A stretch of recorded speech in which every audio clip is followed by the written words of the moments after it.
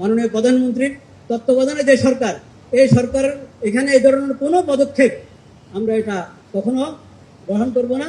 সবাই আমরা দোয়া করি আল্লাহ তাআলা আমাদেরকে ইস্তেকামত দান করেন। আমাদেরকে বানিয়েছেন হয়তো আমরা পুরুষ না মহিলা, যাকে আল্লাহ পুরুষ বানিয়েছেন সে পুরুষ, যাকে আল্লাহ মহিলা বানিয়েছেন সে মহিলা।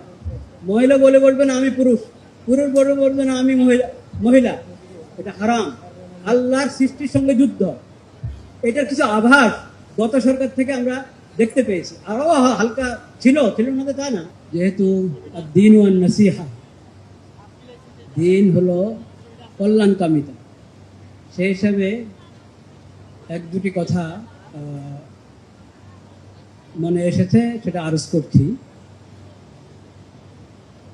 আল্লাহ রাব্বুল আলামিনের মেহেরবানি, আল্লাহ তাআলা আমাদেরকে এই নতুন সরকার দান করেছেন।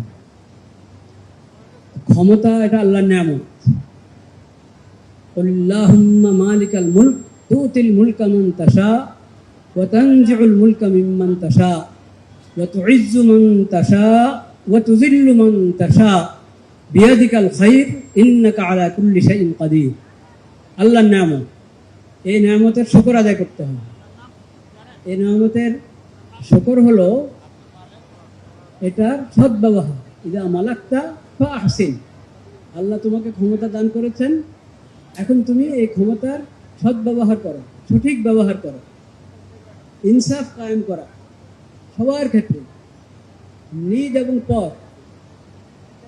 ইনসাফ প্রতিষ্ঠা করার ক্ষেত্রে কোনো ধরনের কি শব্দ বলবো, মানে বৈষম্য, বৈষম্য না হওয়া। ইনসাফ কায়েম করার ক্ষেত্রে, ইনসাফ কায়েম করার ক্ষেত্রে নবী করিম সাল্লাল্লাহু আলাইহি ওয়াসাল্লামের শিক্ষা হলো যারা আপন তাদের ব্যাপারে সর্বপ্রথম ইনসাফ কায়েম করা এবং জুলুম রদ করা, জুলুমের প্রতিরোধ। নিজের কেউ জুলুম করলে সেখানে পাকড়া হবে আগে।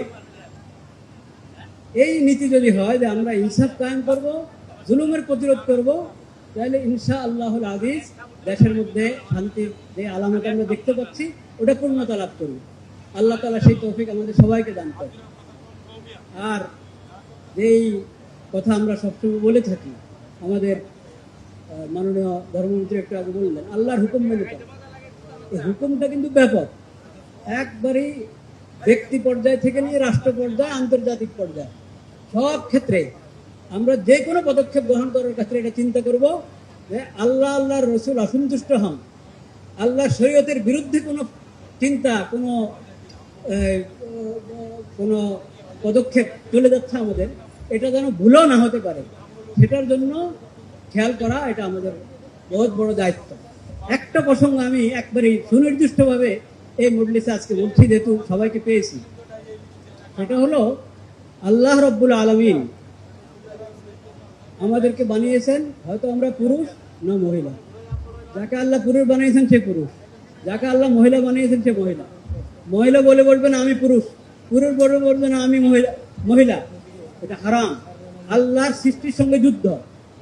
এটার কিছু আভাস গত সরকার থেকে আমরা দেখতে পেয়েছি, আরো হালকা ছিল না তা না। কিন্তু গত সরকারে এই মাঝের যে সরকারটা কি এটাকে বলে, এই সরকারের সময় এটার অনেক আলামত দেখা গেছে। এটার আমরা তীব্র প্রতিবাদ করছি। আজকের এই ইফতারের মাহফিলে দোয়া কবুলের সময় এটার আমরা তীব্র প্রতিবাদ করছি। এটাকে যেন এদেশে কোনো সুযোগ দেওয়া না হয়। আল্লাহ যাকে পুরুষ বানিয়েছেন সে পুরুষ, আল্লাহ যাকে মহিলা বানিয়েছেন সে মহিলা।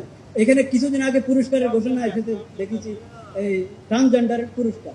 নাউযুবিল্লাহ। সে আসলে পুরুষ কিন্তু মহিলার সাথে পুরস্কার পাবে আমাদের সরকারের কাছ থেকে? না, কখনো না। মাননীয় প্রধানমন্ত্রীর তত্ত্বাবধানে যে সরকার, এই সরকার এখানে এই ধরনের কোনো পদক্ষেপ আমরা এটা কখনো গ্রহণ করব না। সবাই আমরা দোয়া করি আল্লাহ তাআলা আমাদেরকে ইস্তেকামত দান করেন। ওয়া আখিরু দাওয়ানা আলহামদুলিল্লাহ।